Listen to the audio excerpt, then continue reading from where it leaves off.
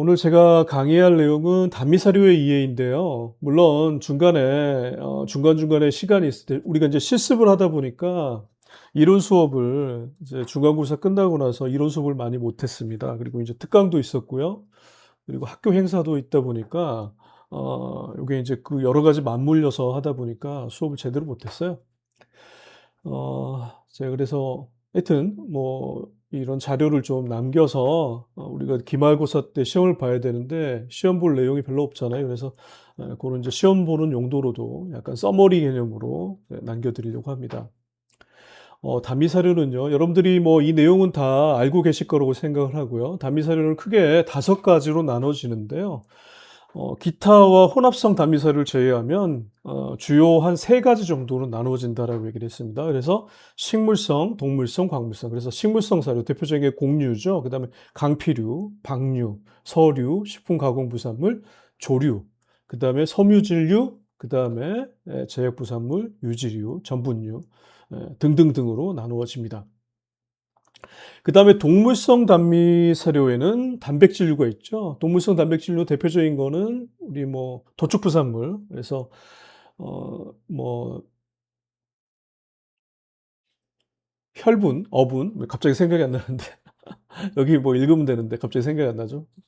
예, 나이가 드니까 이게 바로바로 이렇게 뭐가 떠오르지 않고요. 예, 그렇네요. 뭐 여러분도 아마 나이 들면 그러실 거예요. 지금 뭐 제 수업 들으시는 분 중에서 좀 이렇게 나이가 드신 분도 있지만 이해하실 거로 생각합니다. 그다음에 무기질류. 무기질류는 이제 우리 그 골분 같은 거 있어요. 그다음에 이제 난각분 같은 거 이런 것들이 여기 포함이 됩니다. 그다음에 유지류. 동물성 유지류는 우리가 이제 도축장에서 나오는 부산물들 있잖아요. 여기 보면 이제 창자 같은 거 이런 그리고 이제 뼈가 있는데 뼈에 고기가 이렇게 완벽하게 발굴이 되지 않잖아요. 그러다 보니까 이제 이 고기 같은 성분들. 그래서 그런 것들을 모아서 동물성 유지 공장이 있습니다. 거기서 이제 기름을 짜고 그 남아있는 그 이제 짜고 남은 것들은 이제 골분이나 육골분이나 육분 이렇게 형태로 나가고요. 거기서 짠 기름을 이제 유지라고 해서 과거에는 우리가 우지라고 불렀는데요. 우지라고 한 이유는 우리가 우지라고 하는 거는 라드가 아니죠. 탈로우라고 합니다. 탈로우, TALLOW라고 얘기하는데, 근데 이제 우리가 도축장에서 가공 처리를 해가지고 그 유지 공장에서 만든 것들은 거기에 이제 우리나라 도축장의 특징이 소만 도축을 하지 않고 혹은 돼지만 도축하지 않잖아요. 그래서 돼지도 도축하고 소도 도축합니다. 그러다 보니까 돼지에서 나오는 돈분과 소에서 나오는 그 우지라고 하죠. 우지가 돈분이 아니라 돈지죠. 돈지와 우지가 뭐 7대 3, 8대 2 정도로 섞여 있는 것을 우리가 유지, 그래서 영어로 하면 애니멀 팻이라고 하는데요. 그래서 그런 형태로 사용을 하고 있습니다. 그다음에 곤충류, 뭐 거저리라든가 이런 것들. 예. 자, 거저리 같은 거, 그 갈색 거저리 같은 거 있죠. 고소해라고 아시는 분이면 사람도 먹는. 거기에 이제 기름 성분이 상당히 많아요. 그래서 거기서 기름을 짜는 거면 이제 곤충류가 되겠죠. 그래서 거저리 유충에서 기름을 짠 거는 식물성 유지냐 동물성 유지냐 물어보면 동물성 유지겠죠. 그렇게 보시면 되겠습니다.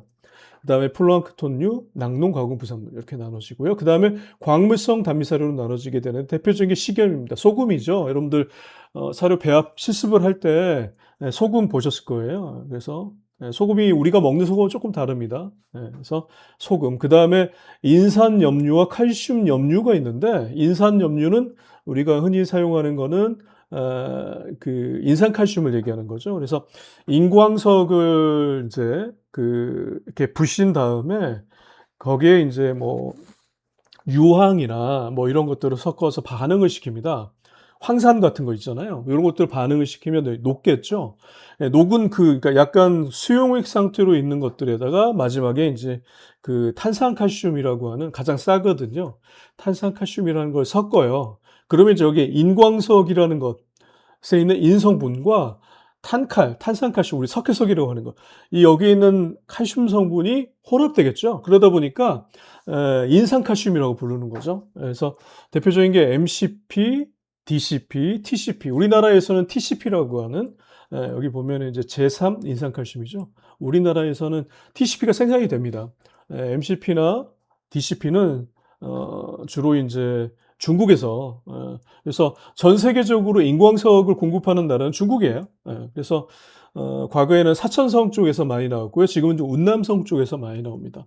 사천성 쪽에서 나오는 그런 이제 인광석이 과거에 이제 사천성 지진이 있었잖아요. 그러면서 이제 지진이 있어서 위험하잖아요. 그리고 이제 기존에 이렇게 인광석 광산이 많이 파괴가 됐죠. 그러다 보니까 이제 좀 더 안전한 그런 이제 운남성에 있는 인광석을 사용하기 시작했는데, 여기에 나오는 이제 인광석을 사용하면, 그러니까 원료에 따라서 MCP가 나올 수도 있고 DCP가 나올 수 있고 TCP가 나올 수도 있어요. 근데 이 운남석에 있는 그 인광석은 이런 똑같은 과정을 하게 되면 MDCP가 많이 나옵니다. 그래서 최근에서는 MDCP를 많이 사용하고 있어요. 그다음에 칼슘 염류, 그다음에 다량 광물질, 미량 광물질. 이거는 뭐 저희 그 광물질 공부할 때 배웠죠. 그래서 그런 성분들이 들어있는 그런 이제 단미사료다 얘기하시면 되겠습니다. 생각하시면 되겠습니다. 그다음에 기타가 있고요. 기타 유지류가 있는데, 여기서 유지류는 식물성, 동물성에 포함되지 않는 거죠. 그래서 식물성, 동물성 유지 성분을 어떤 이제 특히 이제 바이오디젤이라고 하는 그런 과정이 있어요. 그래서 최근에는 원유 가격이 오르다 보니까 바이오디젤 쪽이 좀 활발하게 돌아갑니다. 그래서 과거에 그 식당에서 나온 레스토랑 오일이라고 하는데, 우리 튀기고 나온 그 기름 있잖아요. 그 닭튀김 같은 거 하는 기름 있잖아요. 그게 이제 사실 우리 그 사료에 유지에 섞여서 들어왔었거든요. 근데 지금 이제 기름값이, 원유값이 올라가다 보니까 바이오디젤 쪽이 이제 조금 이제 경쟁력이 있죠. 그러다 보니까 이 레스토랑 오일 같은 것들이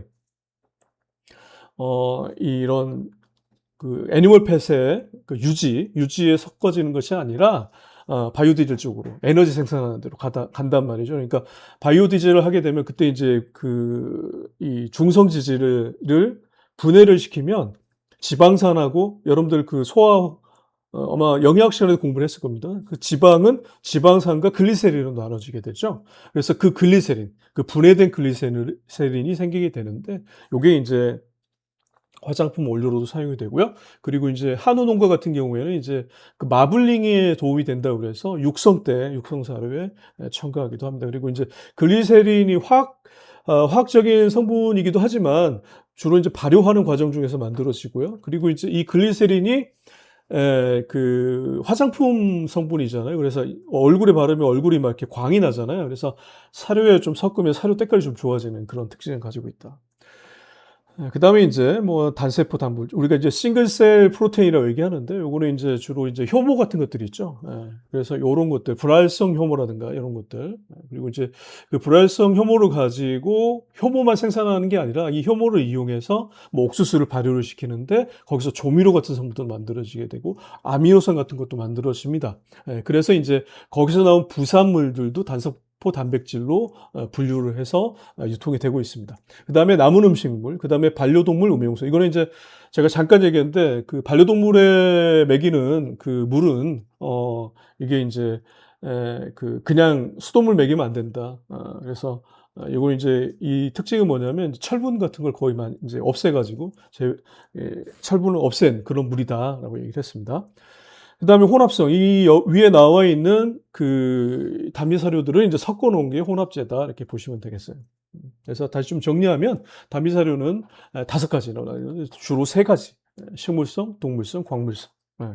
그리고 이제 기타, 그리고 이걸 섞어 놓은 거 혼합. 이렇게 나눠진다라고 설명을 드렸습니다. 그럼 이제 본격적으로 곡류사료로 넘어가게 되는데요. 곡류사료는 주로 이제 사람이 많이 섭취하는 거죠.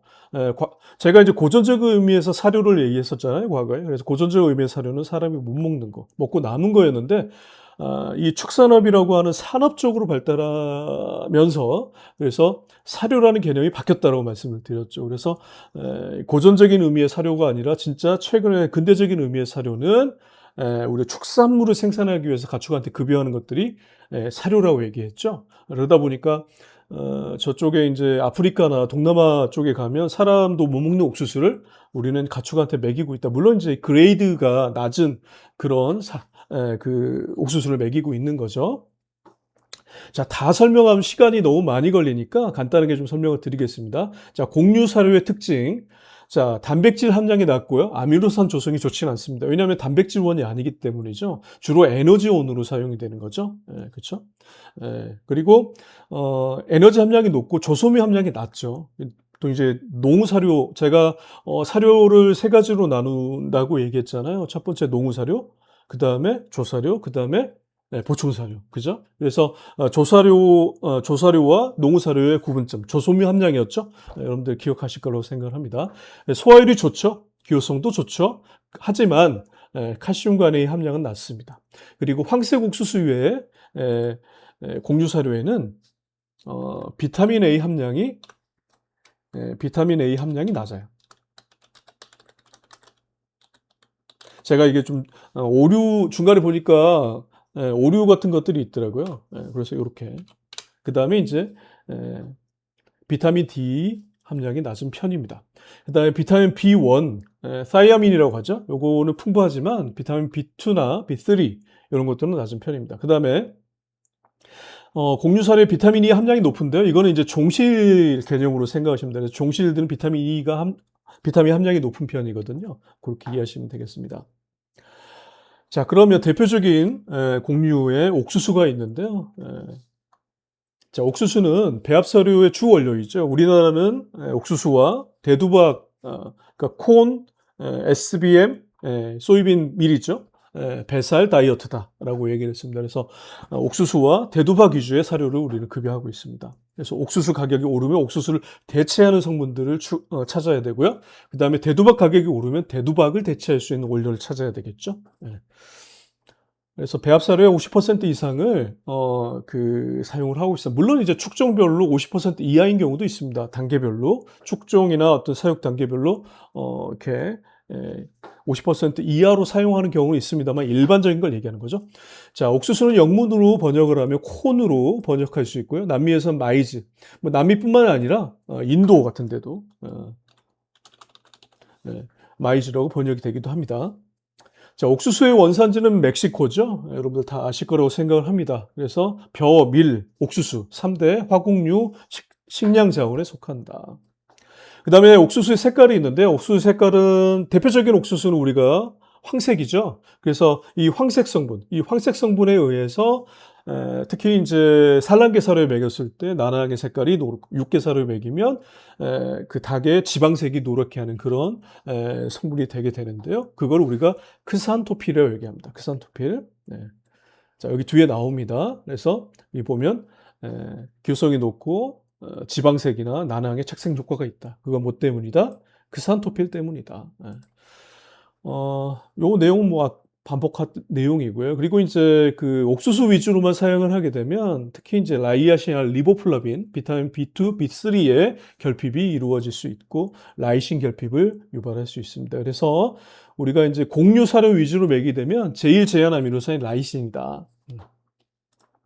그 다음에 마이코톡신의 오염 문제가 생길 수가 있는데요. 제가 이제 그림도 그려드리고 뭐 해상 운송도 하고 건조되는 문제에 대해서 얘기를 했는데요. 이 마이코톡신에 오염될 수 있는데 그 중에 아플라톡신 B1에 취약하다. 자, 아플라톡신의 뭐 내용 좀 정리를 해놨으니까 여러분들이 다 읽어보실 거라고 생각을 하고 정리를 하면 중요한 내용만 얘기할게요. 그래서 아플라톡신은 주로 이제 아스퍼질러스 계열의 곰팡이가 만들어내는 그런 이제 2차 대사 물질이죠.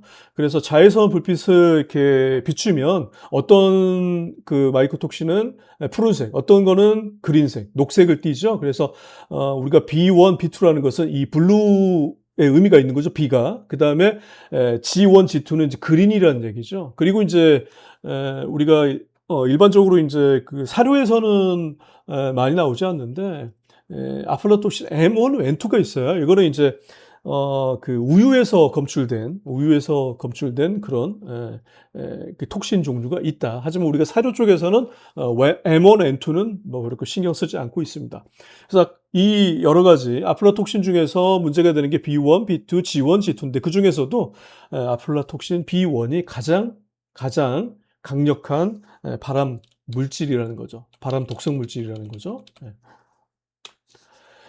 자, 그래서 이제 아플라톡신은 주로 이제 간에 영향을 줍니다. 그러니까 먹으니까 아프죠. 아플라톡신. 제가 이제 톡신 외우는 방법 설명을 드렸죠. 먹으면 아프니까 아플라톡신. 주로 어디가 아프다? 간이 아프다. 예. 자, 하나가 또 오크라톡신이라고 그랬죠. 오크라톡신. 먹으면 신장이 오그라든다. 얘기를 했고요. 그 다음에 보미톡신 얘기했죠. 주로 이제 뒤에도 얘기하겠지만 소맥에 많이 들어있는데 보미, 토하다는 얘기죠. 그래서 토하게 하는 톡신이다. 그리고 지랄레론, 사료를 먹는데 일을 안 한다. 우리가 이런 얘기하면 좀 그렇겠지만, 이 과거에 이 뭐 이렇게 아들을 못 낳거나 이런 이제 며느리한테 밥값하라 얘기하잖아요. 일을 뭐 그 제대로 일을 못 하니까 이제 지랄하네. 이거 그냥 설명하기 위해서 겁니다. 여러분들 오해하시면 안 돼요. 그래서 지랄레는 먹으면 일을 안 하니까 우리 이제 가축한테 사료를 먹이잖아요. 다 돈이잖아요. 돈을 먹이는데 이제 번식을 해서 새끼를 낳아야 되는데 일을 안 하면 지랄레논과 같은 그런 성분이 사료에 섭취됐을 때, 혼입됐을 때 그런 문제가 생길 수 있다는 거죠.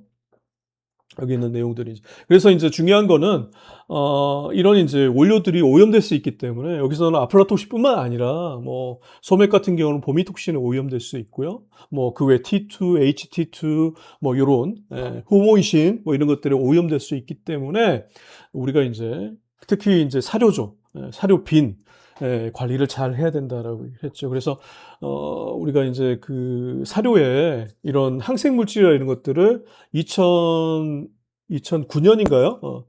2001년인가요? 2001년부터 이제 그 규제가 들어왔고요. 지금은 이제 거의 대부분의 항생물질은 사용이 안 됩니다. 그러다 보니까 이게 이제 이런 마이코톡신 문제가 상당히 좀 문제가 되고 있습니다. 그래서 요거는 농장에서 사료 회사의 문제가 아니고 농장에서 관리해야 되는 문제다.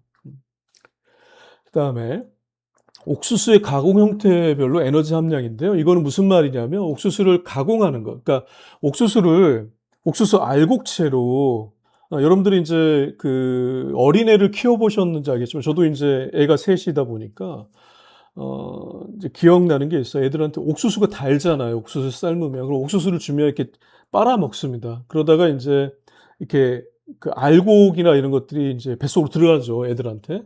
그러면 애들이 이제 이빨이 발달되지 않은 애들은 옥수수를 먹어요. 옥수수를 먹으면 요게 이제 그 우리가 이제 기저귀를 이제 교체해 줘야 되잖아요. 그러면 먹은 옥수수가 그대로 있는 거예요.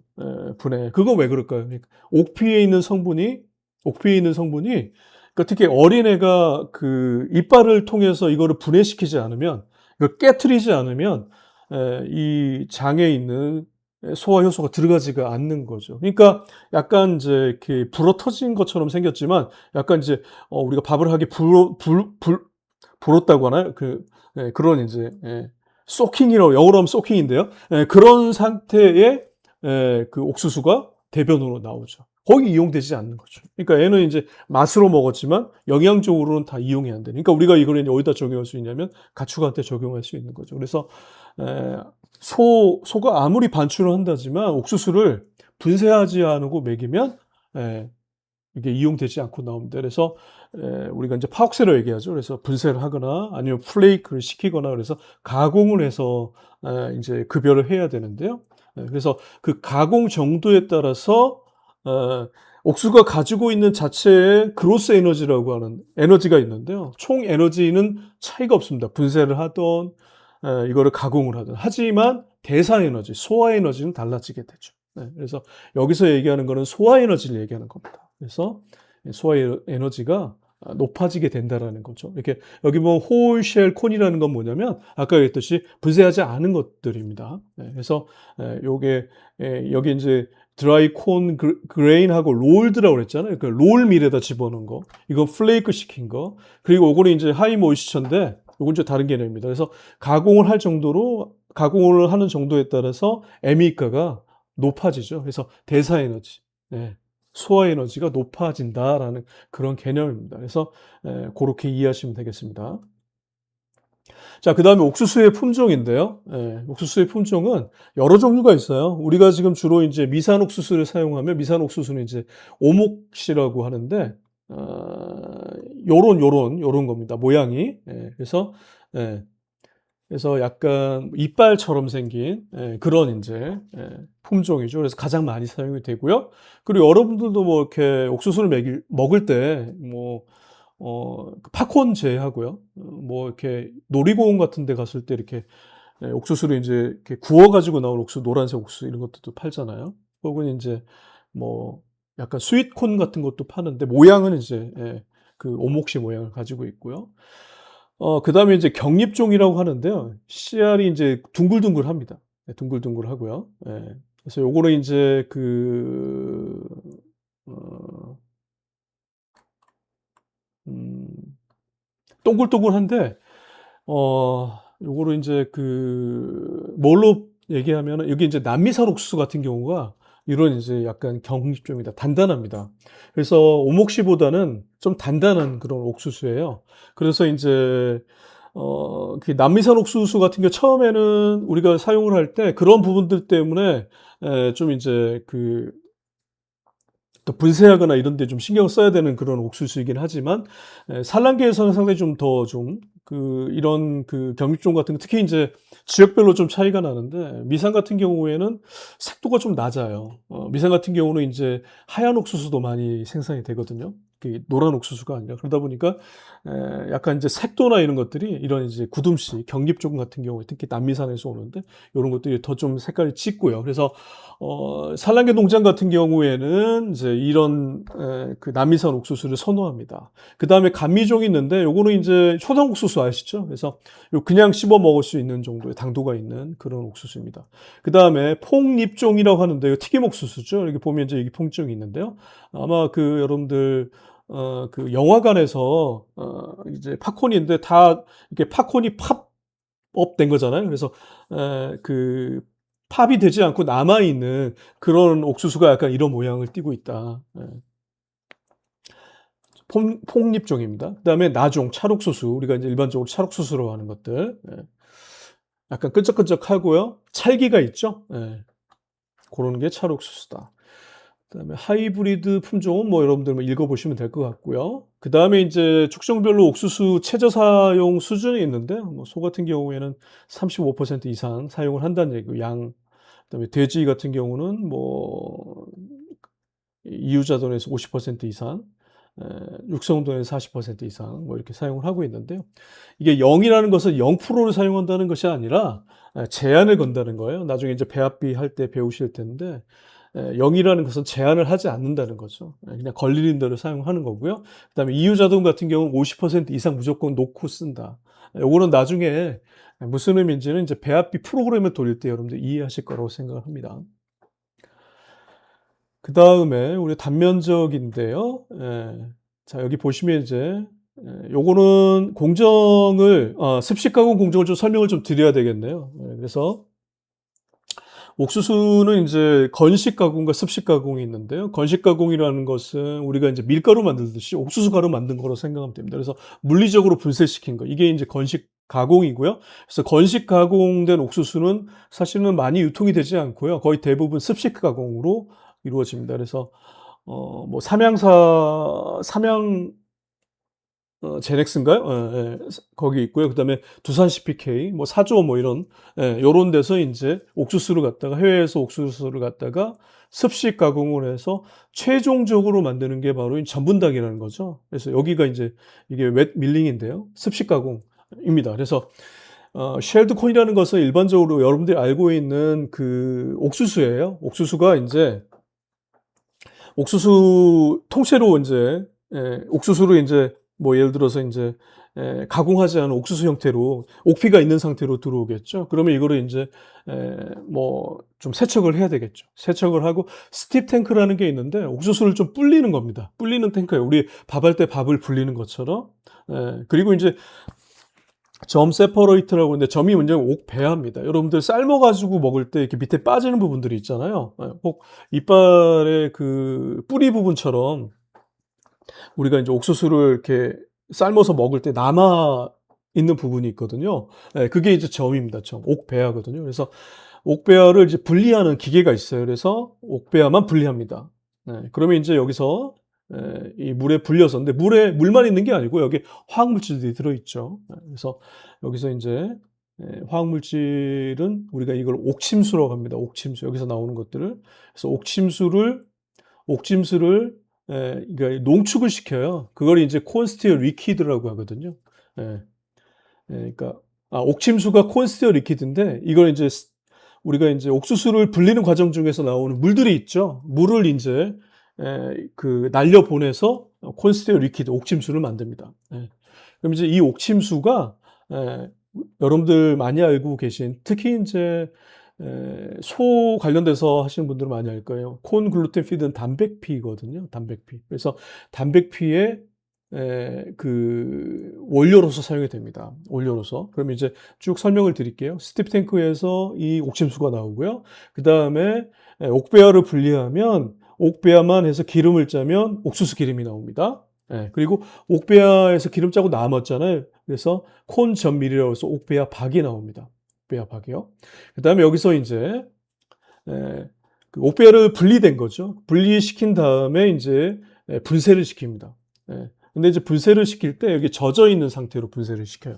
그래서 분쇄를 시키면 이제 워싱 스크린이라는 게 있는데요. 이게 그 스크린이라는 게 여러분들 그 영화관에 있는 스크린이 아니고요. 이제 분리하는 겁니다. 입자도배로 분리하는데 그 액상 그 물을 막 이렇게 쳐내면서 분리하는 그런 스크린이 있어요. 그러면 스크린에서 분리를 하면 이제 거친 부분은 남잖아요. 그리고 거친 부분을 통과하는 부분들은 이제 물과 같이 들어가게 되고요. 그래서 거친 부분에서 이제 걸리는 부분들이 있잖아요.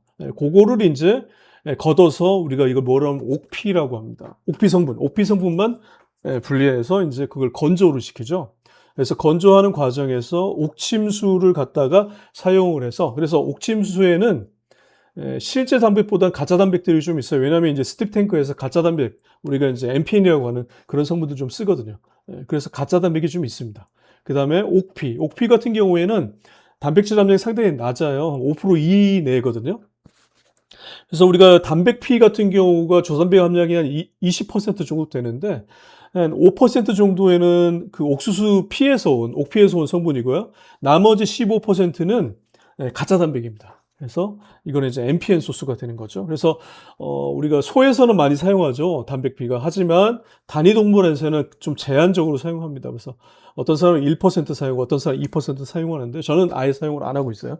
그래서 돼지나 닭사료에는 웬만하면 사용하지 않는 게 간이 망가지거든요. 그래서 그게 그 기본적인 개념이다라고 보시면 되겠어요. 그럼 여기서 이제 다시 좀 정리를 하면 복잡한데요. 옥수수가 습식 공정을 통해서 그 배아하고 분리가 되고요. 배아는 기름을 짜서 옥배아박이 나오고요. 여기서 나온 이제 옥배아하고 분리된 그 성분을 분쇄를 한 다음에 거기를 이제 분리를 시켜서 옥피 성분은 아까 스팁 탱크에서 나온 옥침수를 갖다 붙여서 건조를 시켜서 단백피가 나오게 된다. 그리고 이제 아까 얘기한 물에 녹은 성분들이 있죠. 그리고 통과한 성분들이 있죠. 입자도가 크지 않은 성분들은 다시 원심 분리기를 돌려요. 그래서 원심 분리해서 무거운 부분이 더 밖으로 나가잖아요. 그럼 밖에 있는 부분들을 모아서 옥수수 글루텐 밀이 됩니다. 노란색에 여러분들 배합하는 실습을 봤을 거예요. 그 성분이 됩니다. 요거 이제 낚시할 때도 사용하고요. 여기는 이제 단백질 함량이 상당히 높습니다. 65% 정도 되거든요. 그 다음에 여기에서 이제 원심 분리에서 이제 원심 분리를 통과해서 나오는 그 액상 성분들이 있는데 요거를 이제 발효 처리, 그 가수분해 처리를 해가지고요.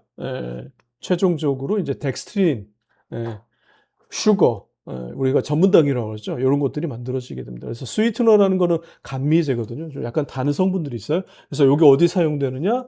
우리가 이제 탄산수에다가 이 스위트너, 이 감미제를 넣으면 그 콜라나 사이다가 된다고 얘기를 했죠. 그래서 그렇게 되어 있다. 그래서 이 그 옥수수의 습식 공정을 좀 이해하시면 조금 이해가 빠를 겁니다. 자, 그다음에 옥수수 가공식품과 옥가공 부산물인데요. 식품 쪽은 뭐 여러분들 별로 신경 쓰지 않으셔도 되고 사료 쪽이니 사료 쪽으로 보시면 아까 얘기했듯이 단백피가 나옵니다.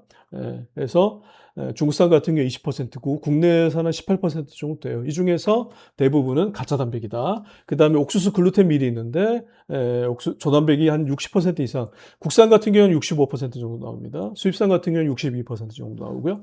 그다음에 옥피, 콤블렌, 여기에 옥침수를 갖다가 넣어서 나오면 단백피인데 옥침수를 안 넣고 그냥 건조를 시킨 것을 우리가 옥피라고도 합니다. 자, 옥배합학은 콘점, 배아에서 기름 짜고 남은 거, 그 다음에 옥침수, 아까 얘기했죠. 그 옥수수를 이제 이렇게 불릴 때 사용되는 그러니까 물을 버리지 않고 요거를 이제 농축시켜서 옥침수가 만들어지게 되고 이거를 갖다가 옥피하고 옥피에 섞어서 건조를 하면 단백피가 된다. 그 다음에 이제 뭐 포도당이나 전분이나 덱스트린 등이 보통 이제 그 전분 있죠. 전분이 옥수수에 있는 전분 성분이 이제 나오게 되는데 그거를 가수분해시키면 덱스트린이라는 게 나옵니다. 상대적으로 가지가 좀 긴, 물론 이제 전분보다는 짧죠. 전분은 가장 긴 거, 거기서 크게 자른 거. 그리고 요거를 하나하나씩 자른 게 포도당이다. 라고 보시면 되겠습니다. 요거는 뭐 읽어보시면 될 것 같아요. 너무 길어질 것 같으니까. 그 다음에 이제 소맥, 밀. 밀은 이제 밀에도 마찬가지로요. 우리가 이제 곡류사료의 주성분은 전분이죠, 전분 성분입니다. 그래서 전분하면 70% 이상 정도 되고요. 조단백 함량은 10에서 16%인데요. 그래서 이제 제가 경질 소맥, 연질 소맥 얘기를 했는데요. 그래서 경질 소맥은 단백질 함량이 높습니다. 여기 글루텐 함량이 높다고 그랬죠. 그래서 수타 짜장, 이럴 때 사용하는 게 이 경질 소맥을 많이 사용한다. 자, 연질 소맥은 단백질 함량이 좀 낮습니다. 그래서 좀 우리가 덜 찰진 거를 우리가 연질 소맥을 얘기한다.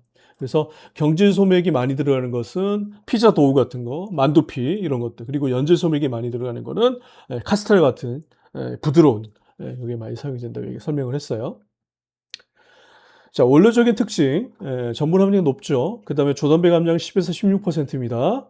그래서, 자, 중요한 거는 이제 펠렛 바인더인데, 여러분들 이제 펠렛 사료 같은데, 과거에는 펠렛 바인더라는 걸 사용을 했어요. 바인더는 뭐냐면 이제, 잘 뭉치고 가공, 그러니까 펠렛을 만들거나 아니면 이제 펠렛을 쪼갠 크럼블을 만드는데, 이런 모양을 잘 유지해야 되잖아요. 그런데 사용하는 게 펠렛 바인더인데요. 주로 이제 젤라틴 같은 걸 많이 사용했습니다. 하지만 광우병 이후에 이런 것들을 이제 사료에 사용하기가 좀 제한되다 보니까 최근에는 이제 이 소맥을 많이 사용하고 있어요. 여러분들 밀가루 같은 거 보시면 그 쌀과자 같은 경우에는 모양이 좀 동그란 거나 네모나거나 그렇게밖에 못 만들거든요. 하지만 밀가루를 가지고 만들면 고래밥 생각하시면 됩니다. 고래밥 되게 뭐 고래 모양도 만들고 불가사리 모양도 만들고 그리고 이제 뭐 개 모양도 만들잖아요. 그래서 그 모양을 잘 만들 수 있는 이유는 뭐냐면 소맥이 가진 특징 때문입니다. 끈적끈적하는 결착 효과가 있죠. 이게 좋으면서도 나쁜 거죠. 나쁜 이유는 뭐냐면 이게 이제 소화 장기에서 끈적끈적한 점성식계를 이루기 때문에 잘 소화가 안 되고 저번 때 제가 말씀드린 대로 유문을 막아버려서 소화불량을 일으키기도 한다라고 얘기했죠. 그래서 이 소맥은 아주 가늘게 미세 분쇄하는 건 바람직하지 않다. 여러분들이 이제 통밀가루라는 얘기 들어보셨을 거예요. 그냥 아주 여러분들 밀가루를 한번 이렇게 한 스푼 넣어서 이렇게 먹어보세요. 아마 잘 넘어갈 겁니다. 그죠? 잘 넘어가나요? 잘 안 넘어가죠. 왜냐하면 점성식계를 형성하기 때문입니다. 미세한 소맥은. 그래서 소맥을 너무 미세하게 분쇄했을 때는 소화장애가 이루어지게 되는데요. 근데 우리가 펠렛 바인더 역할을 해야 되기 때문에 이때 사용되는 소맥은 아주 미세하게 분쇄를 할 수밖에 없다. 그러다 보니까 일반 메쉬 사료, 가루 사료를 먹이다가 펠렛 사료를 먹이게 되면 특히 돼지에서 여러 가지 문제를 일으킬 수 있다고 얘기를 했습니다. 자, 보미톡신. 자, 사료의 구매 규정은 보미톡신 1ppm 이하인데요. 요거는 이제 더 세부적인 기준들이 있습니다. 네. 자, 소맥의 사용 기준이에요. 여기 보면 10%, 이거는 이제 여기서 표현하는 것은 최대 양으로 이해하시면 됩니다. 그래서 이렇게 사용할 수 있다. 그 다음에 견질 소맥, 연질 소맥 얘기했고요. 그 다음에 쭉 뭐 중력분, 강력분, 박력분 얘기했습니다. 그 다음에 수수가 있습니다. 그레인 소금이라고 얘기하는데요. 전분 함량이 70에서 75% 정도 됩니다. 그 다음에 단백질 함량은 옥수수보다 높은 편이고요. 하지만 이제 필수 아미노산이 좀 부족한 편이다. 자, 중요한 거는 이 탄닌입니다. 탄닌. 이거 좀 중요한 것들은 좀 굵은 색으로 할게요.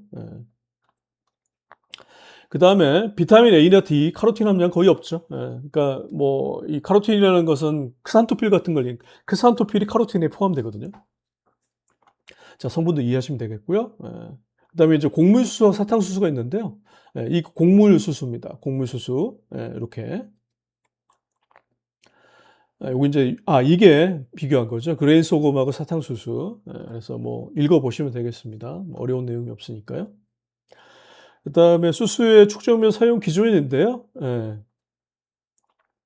뭐 사실 수수는 많이 사용을 하지는 않습니다. 하지만 이제 어떤 용도가 있죠. 그래서 그런 용도를 정리해 놨습니다. 그 다음에 귀리가 있는데요. 오트 그레인이라고 얘기하는데, 여러분들이 이제 귀리가 열매가 이렇게 생기기 전에 우리가 사용하는 걸 연맥이라고 얘기를 했죠. 그래서 상당히 기호성이 높다라고 얘기를 했고요. 그러니까 귀리 같은 경우에 이제 특히 이제 가금에서는 카니발리즘 예방 효과가 있다라고 얘기를 했고요. 그 다음에 기호성이 좋다. 특히 반추동물 같은 상당히 좋아합니다. 참조하시면 되겠고요. 그 다음에 대맥, 우리가 소맥, 대맥이 있는데, 소맥은 밀가루, 대맥은, 그러니까 소맥은 밀, 대맥은 보리다. 그래서 그런 내용들, 여기 내용들 읽어보시면 되겠습니다. 그 다음에 보리밥 먹으면 우리가 이제 가스 발생을 하잖아요. 그래서 이제 그 이유는 이제 베타글루칸에 대한 것입니다. 그래서 잘 소화가 안 되니까, 잘 소화가 안 되죠. 그러다 보니까 이제 특히 이제 소 같은 경우에는 반추 위에서 휘발성 지방산이 많이 발생하게 됩니다. 읽어보시면 되겠고요. 그 다음에 호밀. 호밀은 이 맥각균을 좀 이해하시면 되겠어요. 맥각균. 그래서 맥각균에 의해서 좀 오염이 될 수가 있습니다. 그래서 호밀빵 얘기했었죠. 수업 시간에 좀 얘기를 했었습니다. 그래서 이 맥각균의 함량이 오염된 맥각균에 오염된 소맥의 함량을 얘기하는 거예요. 그래서 맥각균의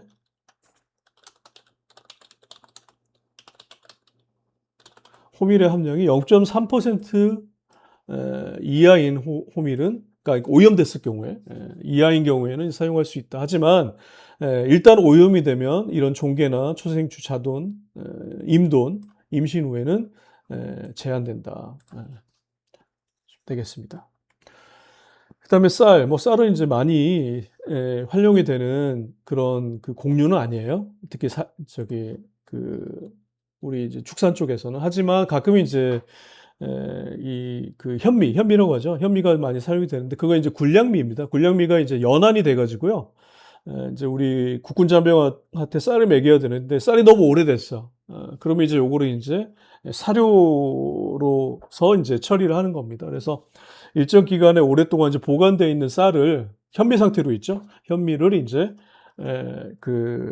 사료회사나 이런 데다 이제 쓰라고 하는 경우가 있어요. 그래서 가끔 쓰긴 하는데, 문제는 뭐냐면 이 트립신 이니비터가 있습니다. 트립신이라는 건 단백질 분해 요소인데요. 이게 이제 이니비터라는 거는 저해잖아요. 트립신이 단백질을 분해해야 되는데 이 장기에서 잘 이용이 되지 못하게 하는 그런 성분이 있어요. 그래서 우리가 그냥 생쌀을 여러분들 드시면 약간 텁텁한 느낌을 받게 되는데, 그 이유가 이런 성분들 때문입니다. 그래서 항영양성 인자로서 트립신 이니비터가 있어요. 그건 열 처리하면 됩니다. 우리 밥을 이제 열 처리해서 먹잖아요. 쌀을 밥으로 먹잖아요. 그런 이유가 거기 있다. 그 다음에 강피류 사료가 있는데요. 자, 우리 이제 곡류 사료는 지금 그 옥수수부터 소맥, 그리고 이제 수수, 귀리, 호밀, 이렇게 쭉 공부를 했습니다. 그 다음에 이제 강피류 사료는 강과 피죠. 이거는 이미 수업 시간에 얘기를 했던 것 같습니다. 그래서 조광지취할 때 강자라고 그랬죠.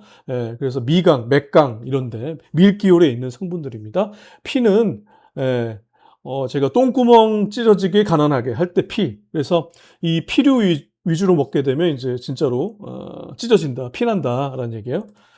물론 이제 섬유질 함량이 어느 정도 첨가된 그런 식사를 해야 되지만 너무 그거 위주로 하게 되면 소화가 안 되잖아요. 그러다 보니까 똥이 너무 많이 뭉치게 돼서 문제가 될 수가 있습니다. 아무튼 강피류 사료. 강피류 사료 특징은 뭐냐면 라이신 함량이 공유보다 높아요. 왜냐하면 이제 가공하는 과정 중에서 농축되겠죠. 자, 읽어보시면 되겠고요. 그 중에 대표적인, 강피류 중에 대표적인 게 소맥피입니다. 소맥피. 그래서 소맥피는, 밀가루, 소맥 제조 과정, 밀가루를 만드는 과정 중에서 나온 그 껍질, 브랜, 레이어입니다. 그 다음에 이제 뭐 시눈이라든가, 그 다음에 이제 부산물도 거기 섞여 있는 거죠. 소맥피에는 그 인 함량이 높은데 거의 대부분 이제 파이테이트 인 형태로 존재합니다. 이 무슨 얘기냐면 다른 성분과 결합되어 있는 그런 인인데요. 인이 잘 활용되지 않는 그런 이제 구조로 구성이 되어 있습니다. 파이테이트 인이라고 하는데요.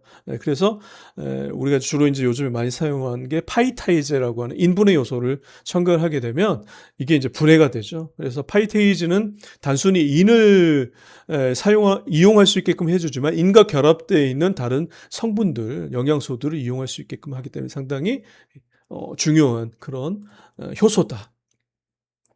자, 소맥피는 여기 보시면 CP가 한 15% 정도 되고요. 물론 이제 정확하게 15%는 아닐 수도 있습니다. 그래서 여러분들 그 이번에 배합비 작성 실무할 때 그 소맥피 분석지 드렸잖아요. 계속 바뀝니다. 정해져 있지 않아요. 들어올 때마다 달라져요. 이건 이제 한 예로서 올려놓은 거예요. 자, 이렇게 생겼습니다. 아마 그 여러분들 배합 실습할 때 보셨을 거예요. 읽어보시면 되겠고요. 그래서 소맥피는 소맥을 가공하는 과정. 우리가 이제 소맥은 옥수수처럼 습식 공정이 아니라 건식 공정이죠. 분해하는 과정 중에서 이제 생산이 됩니다. 그래서 국산도 있고 수입산인데요. 국산 소맥피를 쓰는 공장도 있고요. 수입산을 쓰는 공장들이 있습니다. 제가 보니까 서울사료나 우성사료는 이제 국산, 그리고 이제 중앙사료, 제가 쓰는 중앙사료 같은 경우는 이제 수입산을 쓰고 있고요. 자, 그렇게 보시면 되겠습니다. 그 다음에 강피류 중에서 또 많이 사용이 되는 게 단백피죠. 아까 얘기했죠. 그래서 옥침수하고 옥피 성분을 갖다가 건조시킨 거다. 그래서 주로 이제 우리는 많이 사용하고 있는 게 뭐 물론 국산도 있습니다. 중국산 많이 사용하고 있고요. 최근 들어서는 미산도 많이 들어오고 있습니다. 조단백 함량은 18% 이상인데요. 중국산도 높아요. 그렇다고 해서 중국산이 품질이 좋냐? 그건 아닙니다. 조소뮤는 8에서 12%인데요. 과거에 이제 가짜 단백피라는 게 있었어요. 땅콩피에다가 그 옥침수를 섞어가지고 들어온 것들이 있는데 그 땅콩피에 조소뮤 함량이 높다 보니까 조소뮤 함량을 분석했을 때 8에서 12%가 넘어가야 되는 경우가 많이 있었죠. 그래서 가짜 단백을 우리가 이제 그 다른 걸로서는 구분하기가 쉽지가 않습니다. 냄새, 왜냐하면 이제 CSL이랑 옥침수라고 하는 약간 고소한 냄새가 나는 그런 성분을 뿌리다 보니까 약간 냄새는 비슷해요. 하지만 육안으로도 쉽게 구분이 안 되는데 뭘 가지고 그 섬유질, 그러니까 이제 섬유질 소수가 높다 보니까 약간 그 우리가 밀도라고 그러죠. 밀도. 그 밀도가 달라요. 그래서 이제 조뮤소 함량, 섬유소, 조소뮤 함량이 높다. 근데 지금은 이제 이런 게 안 들어옵니다. 왜냐하면 오히려 이제 그때 땅콩피로 만든 단백피가 그때 당시에는 이제 가짜라고 생각을 했는데 지금 이제 땅콩피 가격이 올라가지고 그러다 보니까 오히려 지금은 이제 그 땅콩피가 가격이 싸서 들어온 그 단백피를 구하려고 해도 구할 수가 없죠. 어차피 뭐 이 단백피라는 게 뭐 이렇게 어떤 기능성 성분은 아니잖아요. 그래서 이제 과거에 그랬던 적이 있다. 그래서 추구 사료에 많이 사용이 되고요. 특히 이제 단백피 같은 경우는 가짜 단백, 옥침수에 들어있는 가짜 단백이 있다 보니까 이 다리동물 같은 경우는 사용하는데 제한을 해서 사용을 해야 된다. 보시면 되겠습니다. 자, 이렇게 생겼어요. 그리고 이제 색깔도 뭐 좀 진한 색깔을 가진 그 담배피가 있고 색깔이 좋은 담배피 있고 들어올 때마다 쪼끔씩 다릅니다. 그다음에 생미강, 탈지강. 생미강은 이제 쌀 도정하는 과정에서 나오는 거고요. 탈지강은 그래서 벼를 인제 우리가 도정을 하잖아요. 그럼 현미와 왕겨가 나오게 되고요. 예, 왕겨 아시죠? 바닥에 까는 거. 그다음에 현미를 다시 예 도정을 하면 백미와 생미강이 나오게 됩니다. 예. 이 생미강은 제 그때 우리가 지방제 사료로 한 이유가 뭐냐면 지방 함량이 높아서죠. 그래서 지방 함량이 너무 높다 보니까 특히 불포화 방산이 많다 보니까 산패가 좀 쉽게 됩니다. 그래서 생미강은 오래 놔두면 벌레도 생기고 냄새도 이상해지고 색깔도 좀 진해지는데요. 예. 그래서 인제 여름철 같은 경우에는 좀 주의해서 써야죠. 벌레가 좀 생길 수 있으니까. 예, 과거에는 이제 이 생미강을 갖다가 생미강을 가축 사료에 바로 사용할 수 없게끔 만들었어요. 그때 인제 그 50 때 있잖아요. 50 때. 그러니까 전두환 노태우 때는. 그래서 그때는 인제 전국적으로 이 생미강을 가공할 수 있는 그런 현미 공장들이 있었어요. 그래서 현미유를 만드는데 가공해서 인제 기름을 짜는 거죠. 그래서 현미유가 나오고요. 나머지는 탈지강 형태로 유통이 됐었는데 이제 국내 그 DJ 정권으로 바뀌면서 이 미강에 대한 규제가 풀렸습니다. 그래서 일반인들도 생미강을 사용하고 사료회사에서도 생미강을 사용할 수 있게 되었죠. 에 2000년대 뭐 이전에는 이게 사료회사에서도 쓰기 힘들었어요. 무조건 사료회사는 탈지강을 사용했었어야 됩니다. 예. 자, 생미강. 생미강은 아까 얘기했듯이 가공을 하지 않은 거죠. 물론 이제 도정을 하지만 도정할 때 열 처리가 막 되는 건 아니잖아요. 그러다 보니까 이 그러니까 도정을 할 때 약간 물을 좀 뿌립니다. 물을 좀 뿌리고 그리고 이제 여름철 같은 경우는 저장하는 온도가 생기면 여기에 인제 이 안에 들어있는 지방이 산패하기 시작한다. 그래서 생미강은 최대한 빨리 사용하는 게 좋고요. 그리고 인제 뭐 오래되게 되면 여러 가지 인제 산패가 될 수 있다. 이렇게 보시면 되겠어요. 물론 이제 생미강이 나쁜 원료는 아닙니다. 되게 영양적으로 봤을 때 상당히 좋은 원료죠. 여기 보시면 지방이 한 16% 정도 되고 조단백이 13% 정도 되잖아요. 그러면 우리가 프로팻이라고 하거든요. 프로테인과 팻 함량이 27% 정도 되거든요. 상당히 좋은 원료이죠. 예. 가격 대비. 예. 그다음에 대두피가 있습니다. 대두피는 주로 인제 많이 사용하는 게 인제 설사할 때 많이 사용하는데요. 대두피 자체는 상당히 비쌉니다. 가격이 비싸고요. 그래서 사실 물론 이제 그 조소미 함량이라든가 이런 것들이 높아서 뭐 설사 예방용이나 이런 것도 사용되지만 가격대가 좀 비싸기 때문에 많이 사용을 못 하죠. 그래서 특히 반추동물 같은 경우 소를 키우는데 사료회사에서 소가 이렇게 설사를 많이 해요. 막 이런 그런 이제 문제가 생기면 많이 인제 그 클리닉으로 많이 사용하는 게 대두피입니다. 콩깍지죠. 그다음에 인제 근계류 사료로 넘어가게 되는데 우리나라에서 사료용으로 많이 사용하는 근계류 사료는 물론 여러 가지가 뭐 있을 수 있지만 뭐 고구마를 사용할 수 있는 것도 아니고 감자를 사용할 수 있는 것도 아닙니다. 그래서 주로 많이 사용되는 거는 딱 하나예요. 타피오카예요. 그래서 지금같이 옥수수 가격이 막 올랐을 때 타피오카 같은 것들을 인제 대체적으로 사용할 수가 있습니다. 자, 타피오카. 주의해야 될 것들은 바로 이겁니다. 그래서 요 부분 좀 강조를 할게요. 그래서 타피오카 외피에 리나마린이라고 하는 성분이 있는데요. 요게 리나마네이즈에 의해서 이게 인제 이 성분이 많이 있으면 요게 인제 청산을 만들어낼 수 있는 배당체로 바뀌게 됩니다. 네.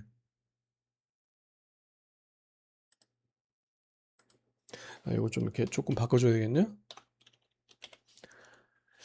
자, 그래서 청산 함량이 높은 타피오카는 사용했을 때 상당히 여러 가지 문제를 일으킬 수 있기 때문에 조심해야 되겠죠. 그래서 이 리나마린 성분이 적게 함유되어 있는 타피오카를 사용해야 된다. 타피오카는 여러분들 우리 요즘에 뭐 공차 같은 데 보면 여기 안에 타피오카로 만든 약간 동글동글한 그런 것들이 있잖아요. 요게 타피오카거든요. 예. 그렇게 이해하시면 되겠습니다.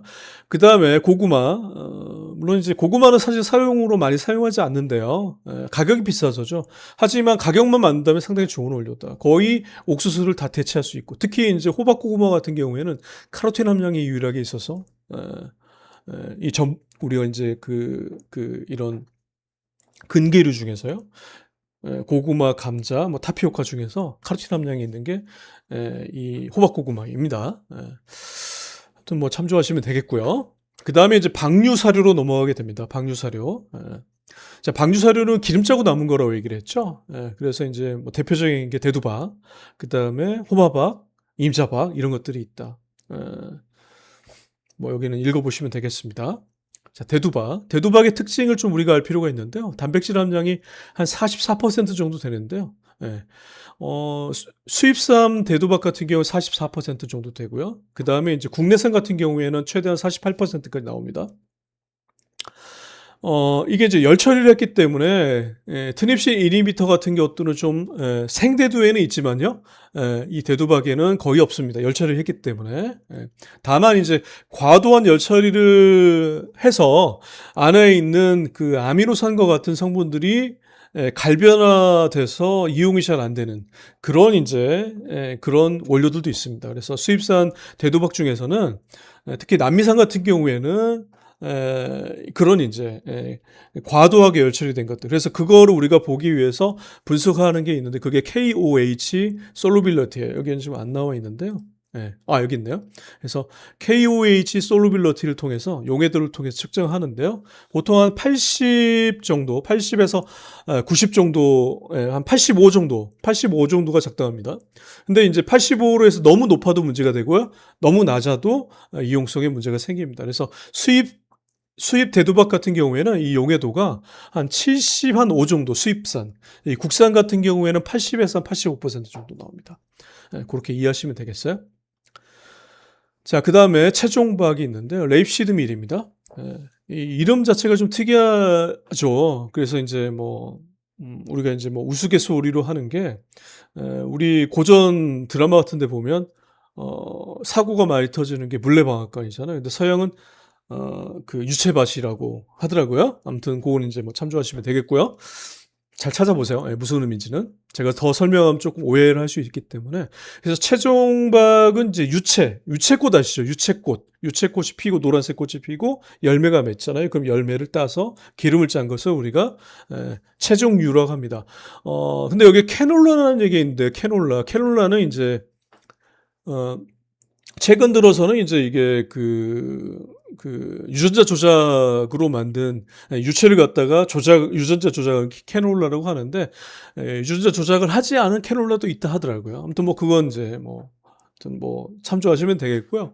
그래서 주로 이제 캐놀라박에 많이 들어있는 게, 이루식 애시드하고, 그 다음에 글루코시놀레이트. 요게 이제 항영양성 인자입니다. 여기 이제 그래서 이제 최종박 같은 경우는 최대한 5% 정도, 저는 이제 한 3% 정도 사용하는데요. 각 배합비를 짜는 사람마다 좀 다릅니다. 그래서 최근에 이제 품종 개량이 되어 있는 그런 저에루신, 그 다음에 글루코시놀레이트 유체가 있어요. 여기 이제 캐놀라인데요. 그래서 캐놀라박, 최종박 사실은 똑같으면서도 다릅니다. 왜냐하면 일반 최종박이라는 것은 이제 어떤 개량을 하지 않은 유체 종실박을 얘기하는 거고요. 캐놀라박은 개량을 한 캐놀라박을 얘기합니다. 하지만 우리가 지금 사용하는 캐놀라는 대부분 그 유전자 조작을 통해서 만들어낸 것들이죠. 그래서 단백질 함량은 한 35에서 38% 정도 됩니다. 자, 요런 유채밭이죠. 자, 캐놀라박은 아까 얘기했듯이 원래 최종박에는 글루코시놀레이트라고 하는 에로스틱 애시드가 있는데 이게 어떤 독성 물질이라는 거죠. 그래서 요걸 제거시킨. 그래서 유전자 조작 혹은 육종을 통해서 없앴다고 해요. 그래서 이제 캐놀라라고 이 캐나다에서 명명한 겁니다. 그래서 캐놀라박. 여러분들 캐놀라유 알죠? 캐놀라유는 이제 캐놀라에서, 그러니까 유채예요. 원래 유채인데 유채를 유전자 조작한 거, 이거에서 기름 짜고 남은 거죠. 재밌는 건 여러분들 캐놀라유 드시잖아요. 하지만 반려동물을 키우는 분들이 캐놀라유가 들어있다고 그래서 가축이 아니죠. 반려동물 사료에 이 캐놀라유가 들어있다고 해서 안 먹이는 경우도 있습니다. 그 재밌죠. 사람보다도 더 개를 중요하게 생각하는 거죠. 그 다음에 면실박이 있습니다. 면실박. 그래서 면실박이 있고요. 면실박은 이 커튼이죠. 우리 그 면, 그죠? 우리 런닝 만들 때. 그래서 면화에서 나오는 면실을 착유해서 나온 그런 박류입니다. 그래서 한 CP가 34% 정도 되는데, 34% 정도 되는데, 면실박 사실은 요즘에 많이 사용하지 않죠. 가격이 너무 비싸죠. 그리고 이제 또 고시폴이라고 하는 성분이 있어요. 고시폴이. 그러니까 항영양성인자입니다. 요런, 요게 이제 그 면화죠. 요 안에 이제 씨가 있는데, 그 씨만 모아서 기름 짠 거를 우리가 면실유라고 하고요. 그 다음에 이제 야자박이 있습니다. 야자박. 야자박은 그 야자에서 기름 짠 거죠. 그래서 그림으로 보면 요겁니다. 그래서 요 안에 이제 여러분들 그 코코넛 그 뭐 코코넛 밀크라고 들어봤죠? 그리고 이제 코코넛 주스라고 알죠? 안에 이제 물로 돼 있잖아요. 그래서 그 물로 돼 있는 성분 약간 좀 어떤 사람 비릿하다고 하는데 저는 뭐 맛있더라고요. 그래서 그런 이제 거기다 빨대 꼽아서 먹고 버려버리잖아요. 근데 그 안에 이제 이 하얀 부분이 있는데 요게 이제 밀크입니다. 코코넛 팻이라고도 하죠. 그래서 요게 이제 상당히 좋은 중세지방산도 많이 들어있는 그런 성분이 여기 들어있죠. 특히 이제 이 중세지방산은 그 이렇게 착유를 하잖아요. 그러니까 포유를 하잖아요. 포유할 때 자손한테 주는 그런 아주 좋은 지방산 중에 하나거든요. 그리고 이제 이 지방산은 유선에서 바로 흡수가 되는. 그러니까 위에 들어왔을 때 위에서 바로 유선으로 바로 가는 그런 지방산이다. 그래서 우리가 이제 지방을 흡수하는 기전을 보면 소장까지 가고 소장에서 이제 그 임파선을 따라서 흡수가 되잖아요. 간을 통해서. 근데 그렇게 가지 않고 바로 그냥 위에서 바로 유선으로 가는 그런 성분들이 중세지방 혹은 이제 단세지방도 마찬가지입니다. 그래서 그런 이제 지방산들. 그래서 우리가 이제 포유를 하고 있는 가축, 그러니까 젖소도 마찬가지고요. 그리고 이제 우리 그 모돈 있죠, 모돈. 포유 모돈 같은 경우에 상당히 중요하다. 그래서 새끼를 잘 키우게 하는 그런 그런 성분이 중세지방산인데 이런 게 많이 들어있다.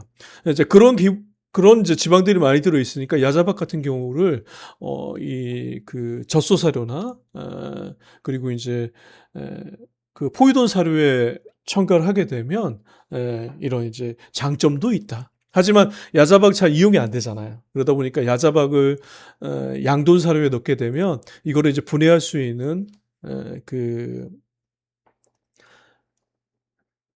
우리가 이제 그 저기 그 NSP라고 하거든요. NSP.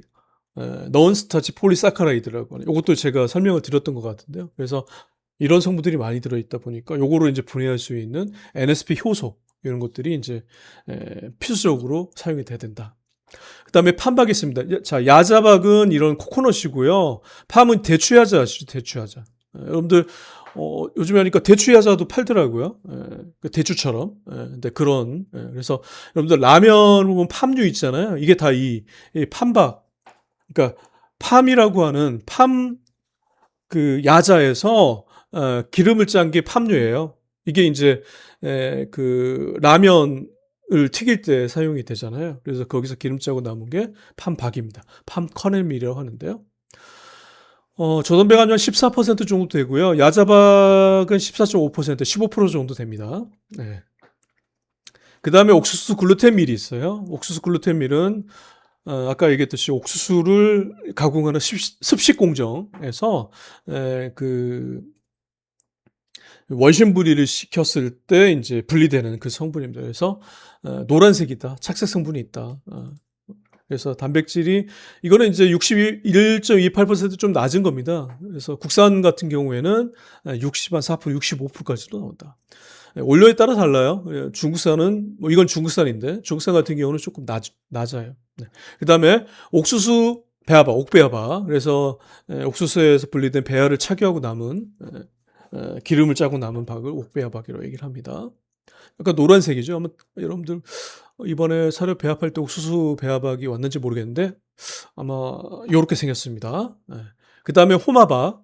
이거는 이제 세사미죠. 우리 오픈 세사미. 열려라 참깨.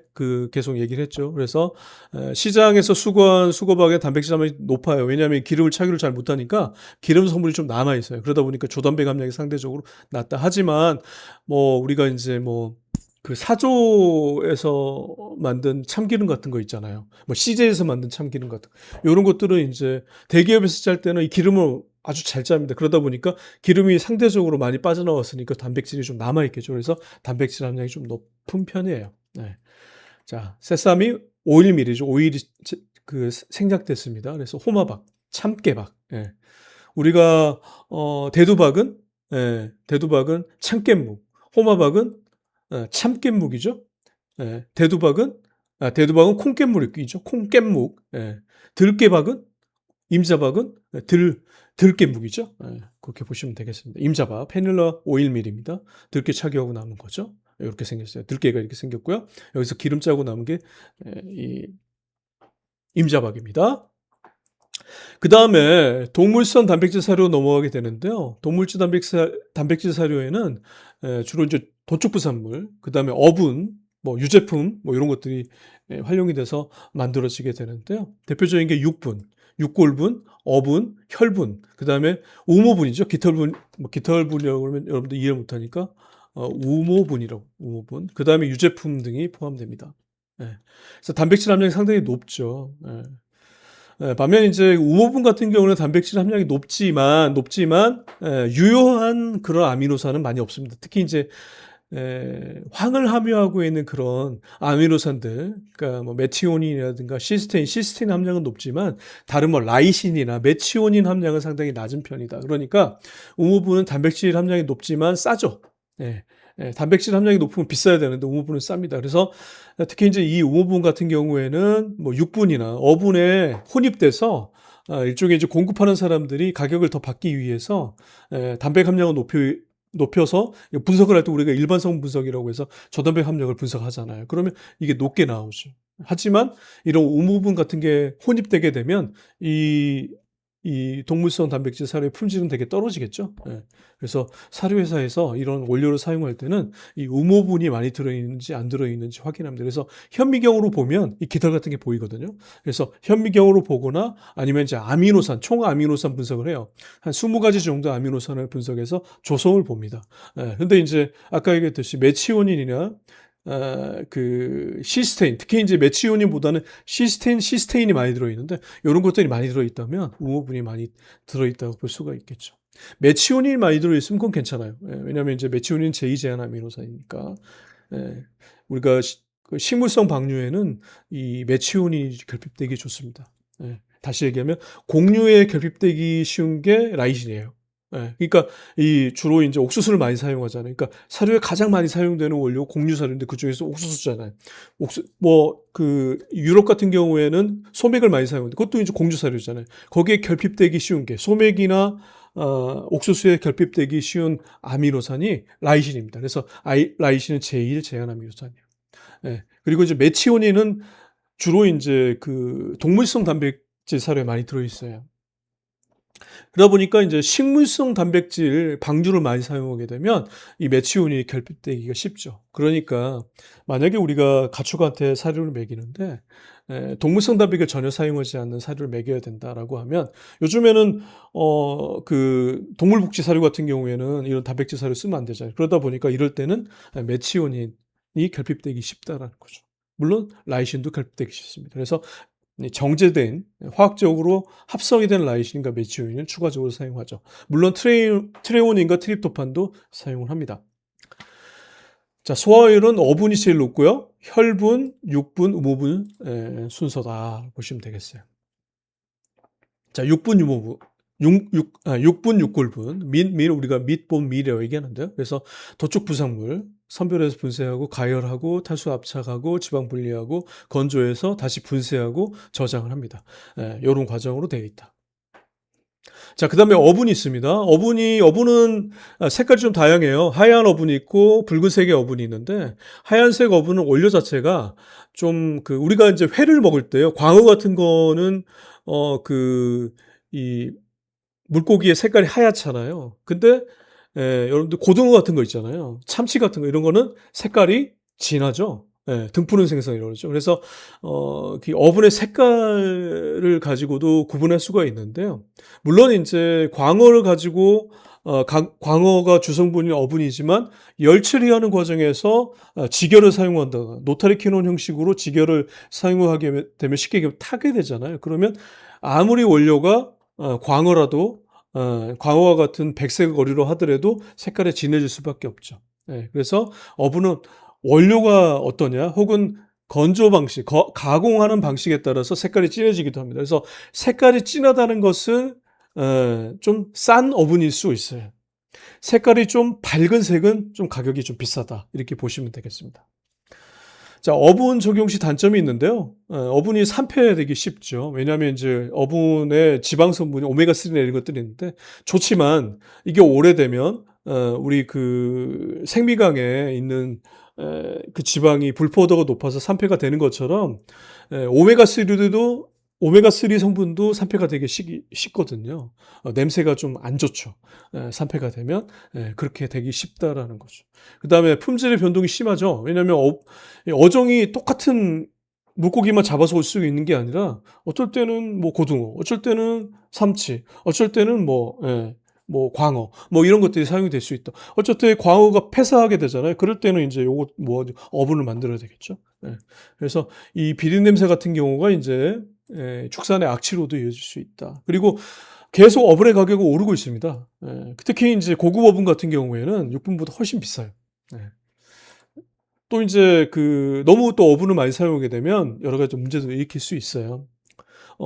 예를 들면 반려동물을 키울 때 반려동물 사료를 먹이잖아요. 그러면 우리 개를 키우잖아요. 개한테서 약간 비린내 같은 게 나거든요. 그 이유는 개한테서 원래 나는 냄새가 아니고요. 개가 먹은 사료 때문에 그러니까 어분이 많이 들어있는 사료를 먹이면 비릿한 냄새가 나는 거죠. 그래서 우리가 산란계 사료에다가 어분을 먹이잖아요. 그러면 그 계란에서도 어치가 나거든. 어치가. 물론 이제 어떤 유전적인 이상으로 우리가 이제 사료에 들어있는 콜린이나 이런 것들이 분해돼서 이제 이런 어치가 나는 그런 성분으로 바뀌기도 합니다. 이거는 이제 다 그런 건 아니고 개체가 그런 개체들이 있어요. 그래서 그런 개체가 생산된 계란에서는 어치가 납니다. 그러니까 사료에 어분을 넣지 않았는데도 어치가 나는 그런 닭들이 있다라는 거예요. 자, 이거 쭉 읽어보셔야 아까 제가 설명한 내용들이 있습니다. 이것도 참조하시고요. 그 다음에 가금부산물과 옹호분이 있는데요. 가금부산물은 이제 우리가 도계장에서 나오는데 도계장에서 나오는 이제 닭의 창자라든가 거기서 나는 고기라든가 아니면 이제 뼈라든가 이런 성분들을 가공한 거죠. 그리고 우호분 같은 거 요즘에는 이제 가수분해 우호분이라고 해가지고요. 가수분해 시킨 건데 이것도 이제 아무리 가수분해 시켰어도 주단백 함량은 높지만 실제로 여기 안에 있는 아미노산 함량이 별로 안 좋다. 읽어보시면 되겠습니다. 자, 요거 중요합니다. 요거 중요한데요. 색깔을 좀 넣을게요.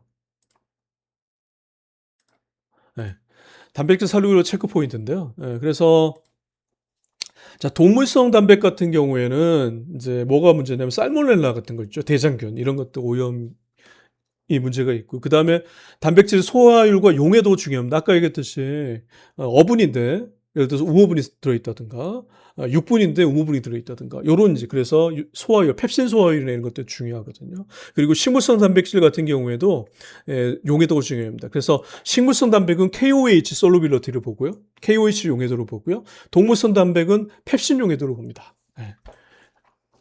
그리고 이제 이런 살모넬라 같은 이런 이제 세균에 오염되어 있으면 안 되겠죠. 그래서 수시로 이제 우리가 검사를 합니다. 여기 보면 단백질 용해도 측정은 펩신 소화율. 예, 이게 색깔로 해야 되겠네요. 예, 예.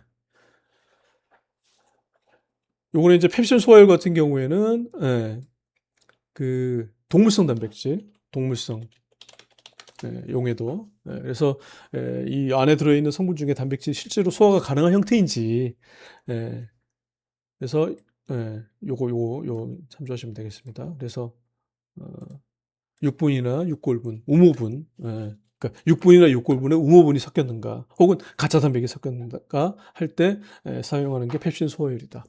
자, 요거는 식물성 단백질은요, KOH 용해도를 본다고 그랬죠. 그래서 단백질의 변성 속도, 그러니까 과도한 열처리가 됐느냐, 안 됐느냐, 요걸 보는 거를 이제 그 KOH 솔루빌러입니다.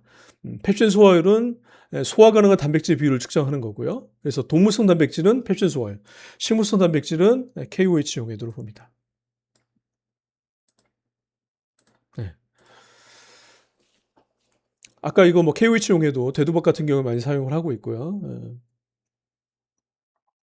뭐 읽어보시면 되겠습니다. 자, 75에서 85% 수준인데 85% 정도 수준 가는 것들은 국산, 75%는 수입산 이렇게 보시면 돼요. 물론 이제 요즘에 들어오는 수입산 중에서 KOH 솔루빌리티가 80 정도 이상 나오는 것들도 있어요. 네. 그 다음에 우모분의 혼입 문제 아까 얘기했습니다. 한번 읽어보시고요. 또 이제 뭐가 문제냐면 저급 단백질, 유사 단백질 혼입의 문제가 있는데요. 요거 이제 요것도 중요합니다. 그래서 요거는 뭐 얘기하자면 뭐 긴데 쉽게 얘기하면 자꾸 이제 그 단백질 원료가 가격이 비싸잖아요. 뭐 동물성이 됐든 식물성이 됐든. 그러니까 여기에다가 이제 자꾸 싼 것들을 섞는 거죠. 그래서 처음에는 이제 요소를 섞고요. 이게 요소입니다, 요소. 그다음에 유레아 포르말데히드 섞고, 그다음 멜라민 같은 걸 섞는데요. 지금 보면 요소 같은 경우에는 여기 지금 질소가 지금 2개이거든요. CO 여기 요걸 보셔야 되겠네요. 질소가 2개거든요. 그래서 이제 제가 수업 시간에 얘기를 했었는데 질소가 1% 들어있으면 거기에 6.25로 곱하거든요. 그러니까 질소가 1% 들어있으면 단백질로 환산하게 되면 6.25로 해서 질소가 1% 들어있다 그러면 단백질은 저단백은 6.25%가 있는 겁니다. 만약에 요소가 1% 들어있다 그러면 요소에 질소가 2개 있잖아요. 그죠? 그러다 보니까 곱하기 2가 되는 거죠. 그래서 요소를 1% 섞으면 요소를 1% 섞으면 여기 그 질소가 2개니까 6.25 곱하기 2가 되는 거예요. 얼마예요? 15%가 올라가겠죠. 그죠? 그래서 6.25 곱하기 2가 됩니다. 맞죠? 6.25 곱하기 2.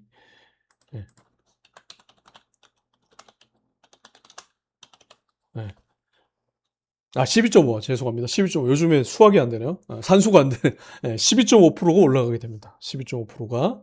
자, 근데 여기 보면, 요거는 지금 이제 이게 멜라민이에요. 멜라민. 질소가 몇 개냐면 하나, 둘, 셋, 넷, 다섯, 6개가 있습니다. 그러니까 멜라민을 1% 섞으면요. 멜라민 1% 섞으면 질소가 6개 있잖아요. 그러니까 얼마가 되겠어요? 6배가 올라가니까 37.5%가 올라가게 되는 거죠. 37.5%가. 그래서 요게 이제 과거에 이제 멜라민을 섞어서 아마 2007년도, 2008년도에 문제가 됐던 걸로 기억하는데요. 미국에 있는 그 반려동물들이 막 갑자기 죽는 거예요. 그러다 보니까 이제 미국에 이제 수의과학원 있겠죠, 거기서. 그래서 조사를 했어요. 근데 원인이 처음에는 질병인 줄 알았는데 알고 보니까 중국에서 수입된 사료 원료들에 들어있는 성분인 것으로 나타났죠. 그래서 그게 뭔가 보다 멜라민이었어요. 그때 이제 그 미국에서 중국한테 이제 얘기를 하니까 중국이 받아들이지 않았죠. 이거는 무역 보복이다 하면서 막 그때 상당히 시끄러웠었습니다. 근데 이제 이게 어떤 식으로 갔냐면 중국에서 그 분유 있잖아요, 분유. 중국에 생산된 분유를 먹은 소아들 있잖아요. 유아들이 갑자기 죽어요. 그러니까 어떻게 죽냐면 탱탱 불어 털어서 죽는 겁니다. 이렇게 그 신장에 있잖아요. 그 신장에 그 세뇨관이라고 하나요? 그 세뇨관이 있는데 거기에 이제 걸르잖아요. 근데 이 멜라민은 걸러지지가 않는 거죠. 그래서 그 구멍들 다 막아버리는 거예요. 그러다 보니까 이게 우리가 그 하수구에 물이 이렇게 빠져나가 머리카락 같은 게 있으면 이제 물이 안 빠져나가는 것처럼 체내에 물이 밖으로 빠져나가지 않아서 물이 그냥 밖으로 못 나가는 거죠. 예, 그러니까 소변을 통해서 나가야 되는데 그러니까 이제 어떻게 했어요? 예, 성인 같은 경우에 그나마 이제 이 구멍이 이렇게 크잖아요. 그러니까 성인은 그나마 좀 이 수분을 밖으로 오줌을 통해서 빠져나가게 되는데 어린 애 같은 경우 그게 촘촘하잖아요. 그러다 보니까 자 애들이 죽은 거죠. 그래서 그때 당시 2007년도에 우리나라 서울우유에서 만든 분유가 엄청나게 히트가 됐던 적이 있죠. 역으로 인제 막 수출이 됐었죠. 주로 인제 중국으로 많이 갔었잖아요. 예. 그러면서 인제 이게 다 밖으로 나오게 된 거죠. 왜 그랬냐? 중국에서 낙농업자들이 멜라민을 섞기 시작한 거죠. 집유를 할 때 가격을 더 받기 위해서. 왜냐하면 조단백 함량이 높으면 되니까. 그래서 2008 년도에 인제 중국의 분유 사태가 터지면서 이게 인제 다 노출이 되게 됐죠. 예. 그래서 미국이 했던 것이 무역 분쟁 때문에 일부러 만든 것이 아니고 실제로 그런 성분들이 그 미국의 그 반려동물들을 죽이게 하는 원인이 됐었다라는 거죠. 자, 유지 사료로 넘어갑니다. 유지 사료. 자, 유지 사료는 식물성 유지가 있고 동물성 유지가 있고요. 그다음에 기타 유지가 있는데 동물성 유지는 저번 때 아까 얘기했듯이 도축장에서 나온 것을 짜 가지고 하는 거고요. 식물성 유지는 이제 뭐 대두에서 기름을 짜거나 옥수수에서 기름을 짜거나 뭐 이렇게 한 것들을 얘기하겠죠. 그래서 에너지가가 상당히 높습니다. 탄수화물보다 2.25배가 높으니까요. 그래서 축산 쪽에서 많이 사용하는 건 대두유죠. 여러분들이 이번에 사료 배합할 때 사용했던 게 대두유잖아요. 실제로 대두유는 많이 사용이 되고 있습니다. 그래서 산란계에서 좀 사용이 되고 있어요. 특히 이제 어떤 좀 차별화되는 계란을 생산하기 위해서 사용하는 게 대두유 같은 사용을 하고 있습니다. 탈로우.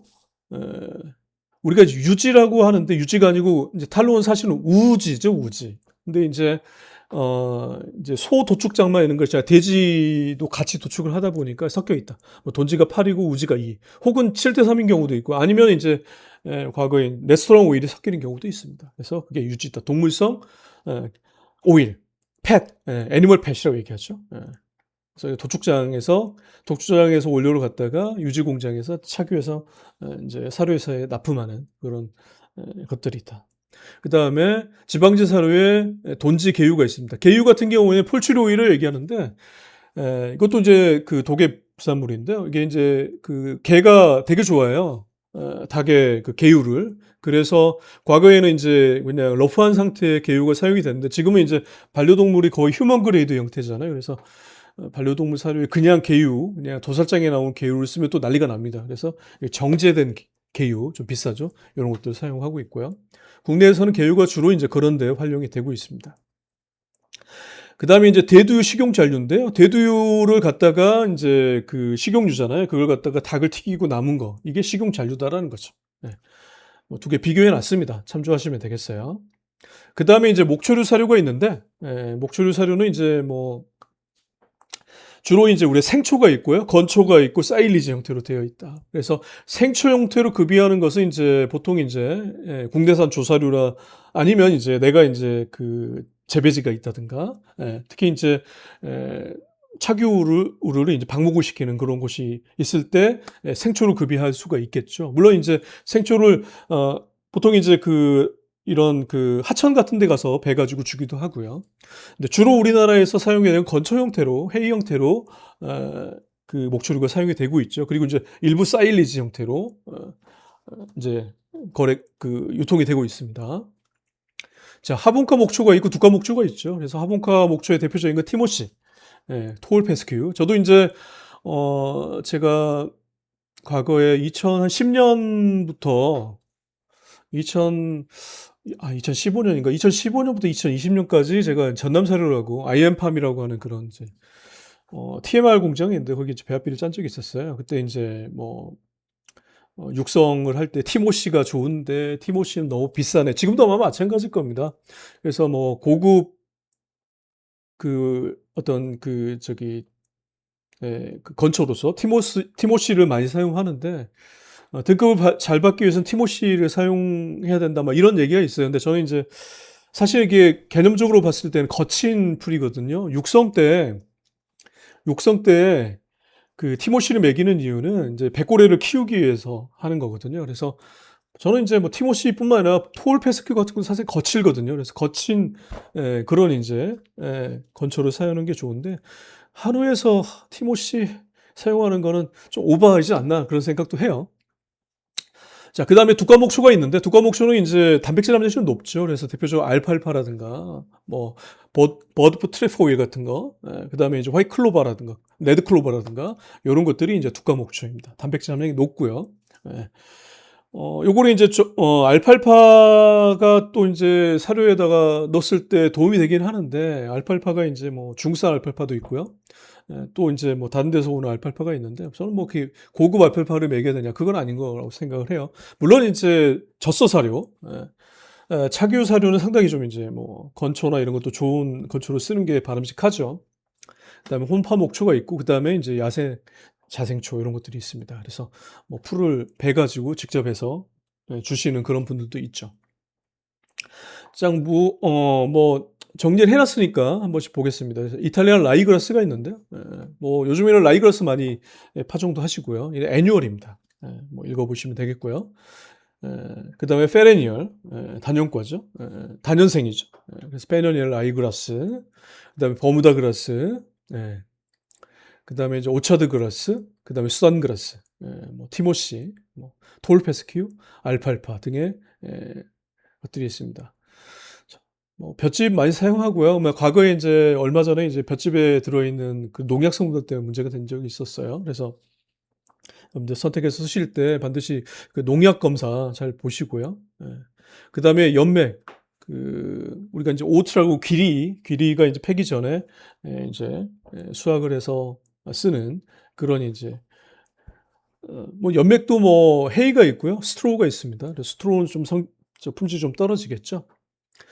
연맥도 뭐 프리미엄 있고 로 프리미엄 있고 막 그래요. 그래서 뭐 근데 뭐 한우 사양할 때는 그렇게 좋은 거는 안 써도 된다고 봅니다. 여기까지 좀 정리가 됐고요. 그래서 여기까지 하는 걸로 하겠습니다. 너무 좀 급하게 제가 얘기를 했는데요. 이걸 해야 이렇게 인제 유튜브 강의를 해야 여러분들이 쪼끔 제가 좀 여러분들한테 제가 좀 미안한 마음이 좀 사라질 것 같아요. 그래서 이렇게 만들었고요. 그래서 요 자료는 이제 유튜브에 올리도록 하겠습니다.